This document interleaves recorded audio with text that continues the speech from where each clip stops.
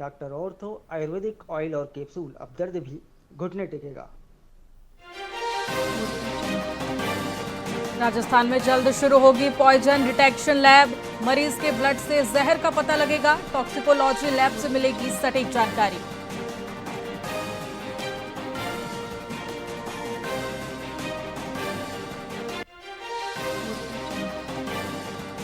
राजस्थान में बड़ा प्रशासनिक फेरबदल। सब 41 जिलों के प्रभारी सचिव बदले गए। प्रशासनिक सुधार विभाग ने आदेश जारी किए।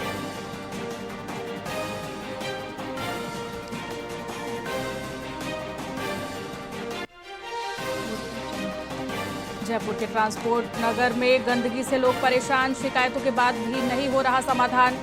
मक्खी मच्छरों से बीमारियां फैलने का खतरा।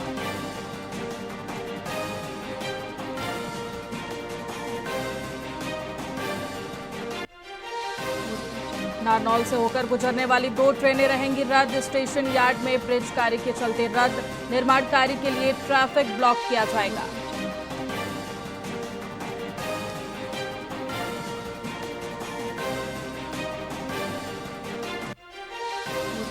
राजस्थान में 6 जिलों में बारिश का अलर्ट। मौसम विभाग ने जारी की चेतावनी। वेस्टर्न डिस्टर्बेंस के कारण बादल छाए।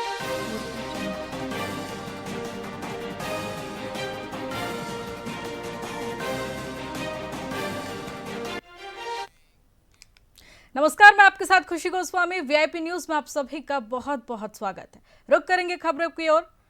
पाली के मारवाड़ जंक्शन में राजकीय उच्च प्राथमिक विद्यालय में विधिक सेवा प्राधिकरण के निर्देशानुसार कानूनी जागरूकता शिविर आयोजित किया गया। पैरालीगल वॉलंटियर मोहम्मद आसिफ ने छात्रों को शिक्षा के अधिकार, साइबर अपराध से बचाव और बाल विवाह के दुष्प्रभावों की जानकारी दी। इस दौरान बच्चों को पर्यावरण संरक्षण हेतु पौधारोपण के लिए प्रेरित किया गया और बाल विवाह मुक्त भारत अभियान के तहत शपथ दिलाई गई।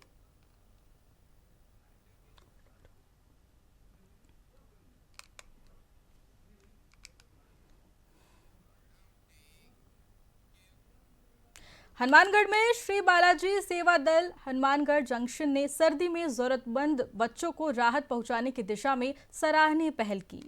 बता दें, राजकीय उच्च माध्यमिक विद्यालय में 27 जरूरतमंद विद्यार्थियों को स्वेटर वितरित किए गए। वहीं कार्यक्रम के दौरान श्री बालाजी सेवा दल सुंदरकांड मंडल के अध्यक्ष विनोद भाटी ने बच्चों को स्वेटर पहनाकर उन्हें पढ़ाई के प्रति प्रेरित किया। इस मौके पर सेवा दल के सदस्य मौजूद रहे। आज श्री बालाजी सेवा दल हनुमानगढ़ जंक्शन के द्वारा राजकीय उच्च माध्यमिक विद्यालय 2 केंद्रीय आबादी हनुमानगढ़ जंक्शन में 27 जरूरतमंद बच्चों को स्वेटर वितरण का आयोजन किया गया। इससे पहले भी श्री बालाजी सेवा दल इस प्रकार के सामाजिक सरोकार के कार्य करता आ रहा है। अभी कुछ दिन पहले मोहन मगरिया में भी 54 जरूरतमंद बच्चों को स्वेटर और जूते का वितरण किया गया। और मैं विद्यालय से ये प्रार्थना करूंगा कि आगे भी इस प्रकार का कोई आयोजन करना हो तो श्री बालाजी सेवा दल हमेशा इस कार्य के लिए तैयार रहेगा। हनुमानगढ़ के स्वामी हॉस्पिटल में बच्चों के शारीरिक और मानसिक विकास के लिए निःशुल्क स्वर्ण प्राशन संस्कार कैंप का आयोजन किया गया। डॉक्टर रामप्रताप स्वामी और आयुर्वेद विशेषज्ञ वैद्य हंसराज स्वामी की देखरेख में बच्चों को स्वर्ण भस्म और दुर्लभ जड़ी बूटियों से निर्मित औषधि पिलाई गई। इस प्राचीन पद्धति से बच्चों की रोग प्रतिरोधक क्षमता बढ़ती है। वहीं कड़ाके की ठंड में बच्चों को बीमारियों से बचाने की इस पहल की स्थानीय लोगों ने खूब सराहना की।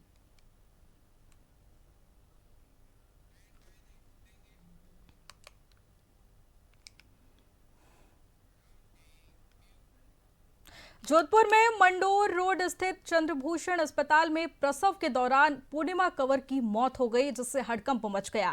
वही घटना से आक्रोशित मारवाड़ राजपूत सभा के पदाधिकारियों और परिजनों ने अस्पताल का घेराव कर निष्पक्ष जांच की मांग की। पुलिस की मध्यस्थता और प्रशासन द्वारा पोस्टमार्टम बोर्ड गठित करने के आश्वासन के बाद परिजन शव लेने को राजी हुए। वहीं पुलिस ने जांच रिपोर्ट के आधार पर सख्त कार्रवाई का भरोसा दिया है। डिलीवरी की डेट नहीं के जब हम यहाँ पे आए डिलीवरी डॉक्टर से वो कहीं बोला बच्ची के कुछ प्रॉब्लम है, दूसरे हॉस्पिटल में हमने शिफ्ट किया। जो मेरी बड़ी थी उसे मिल गया, उनके पूरा मूवमेंट हो रहा था जीजा के। फिर आधे घंटे में ऐसा क्या हुआ कि उनकी डेथ हो गई। वो तो कुछ तो कर सारी सोनोग्राफी हमारे पास है। एक से 7 दिन पहले की हमारे पास में है। जो घटनाक्रम से 2-2.5 घंटे पहले हुआ है, नॉर्मल डिलीवरी को सिर्फ पैसे और व्यापार के चक्कर में जिस तरह के ये प्राइवेट हॉस्पिटल लोगों को मौत का गिफ्ट दे रहे हैं वो गलत है।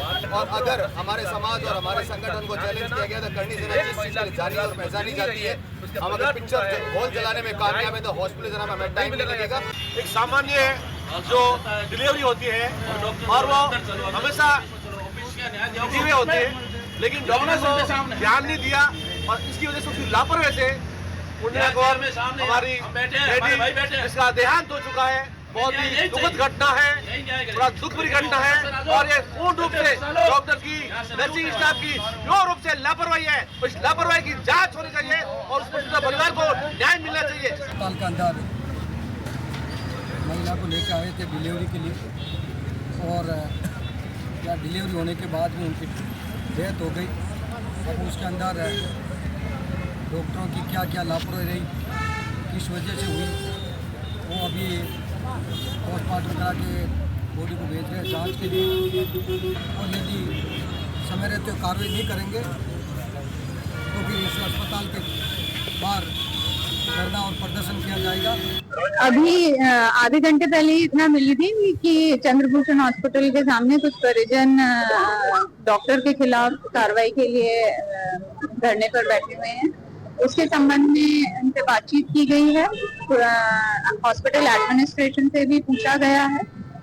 जो परिवारजन है मृतका के, उनको बताया गया है कि जो भी एसओपी पुलिस हेडक्वार्टर्स के द्वारा दी गई है, उनकी एप्लीकेशन पर नियमानुसार कार्रवाई की जाएगी। जैसे ही इनकी हॉस्पिटल प्रशासन से बातचीत होती है, उसके बाद उन्होंने 10 मिनट में एप्लीकेशन देने के लिए बताया। जैसे ही एप्लीकेशन हमारे पास आएगी, नियमानुसार कार्रवाई कर दी जाएगी। जोधपुर में माचिया बायोलॉजिकल पार्क की अव्यवस्थाओं का वीडियो वायरल होने के बाद वन विभाग अलर्ट मोड पर है। क्षेत्रीय वन अधिकारी करण से राजपुरोहित ने मामले की जांच के आदेश देते हुए वीडियो को भ्रामक बताया है। उन्होंने स्पष्ट किया कि वन्य जीवों की देखरेख और पर्यटक सुविधाओं का नियमित निरीक्षण किया जाता है। वहीं विभाग ने कमियों को सुधारने का आश्वासन देते हुए जनता से सीधे शिकायत दर्ज कराने की अपील की है। जो आज कल जो सोशल मीडिया पे जो वीडियो वायरल हुआ, वो वीडियो हमारे यहाँ पे चालू है। कोई मानो जिस दिन भी वो जो भी सोशल मीडिया पे जिस विजिटर ने वो डाला है, शायद हो सकता है उस दिन कोई कार्य हो या हमारा कोई नल टूटा हुआ हो या कुछ इस कारण हो सकता है कि उस दिन बंद हो। बाकी हमारा हमेशा खुला ही रहता है और आप लोगों को भी मैंने अभी ले जाके चेक करवाया, तो सभी लेडीज़ बाथरूम है या जेंट्स बाथरूम है, सभी चालू है। सर एक्चुअल में क्या है कि राज्य सरकार का एक आदेश है कि जो भी बायोलॉजिकल पार्क है उसमें प्लास्टिक की बोतल या प्लास्टिक का कोई भी आइटम आप अंदर नहीं ले जा सकते। तो हो सकता है, मैं एक अंदाज लगा रहा हूँ कि वो क्या मालूम उस वजह से ही वो रूट के इस तरीके का वीडियो वायरल किया। बाकी क्योंकि राज्य सरकार का आदेश है और राज्य सरकार का आदेश की पालना करना हमारा धर्म है, तो हमने हमारे जो टिकट खिड़की पे जो टिकट चेकर बैठते हैं उनके द्वारा उनके पास पानी की बोतल होगी और उन्होंने शायद रोका टोकी की होगी, उस वजह उस दृष्टि से भी उन्होंने डाल दिया हो। नौहर के रामगढ़ गांव में सिंचाई पानी की किल्लत को लेकर किसानों ने विशाल महापंचायत की। किसानों का आरोप है कि अमरसी ब्रांच नहर के मोघे सही न होने से उन्हें पूरा पानी नहीं मिल रहा और फसलें बर्बाद हो रही है। पंचायत में प्रस्ताव पारित किया गया कि यदि शुक्रवार सुबह 10 बजे तक प्रशासन ने काम शुरू नहीं किया तो अनिश्चितकालीन चक्का जाम किया जाएगा। किसान नेताओं ने साफ किया है कि अब वे खेतों को छोड़कर हक के लिए सड़कों पर उतरने को मजबूर हैं। आसपास के दर्जनों गांव के किसान इस आंदोलन में एकजुट होकर आर पार की लड़ाई का मन बना चुके हैं। वर्षों से दशकों से लंबित मांग है और बहुत वाजिब और जायज़ मांग है। जो अमर सिंह ब्रांच के जो शुरुआत के जो मोगे हैं 30, वो अपने निर्धारित मापदंड से और निर्धारित साइज से पिछले सालों में करते और बड़े कर लिए गए। उस कारण से टेल के 26 गांव के जो किसान हैं और यहाँ लगभग 50-60 जो मोगों के नीचे जो सिंचाई होती थी वो ठीक प्रकार से नहीं हो रही, सिंचाई बाधित हो गई।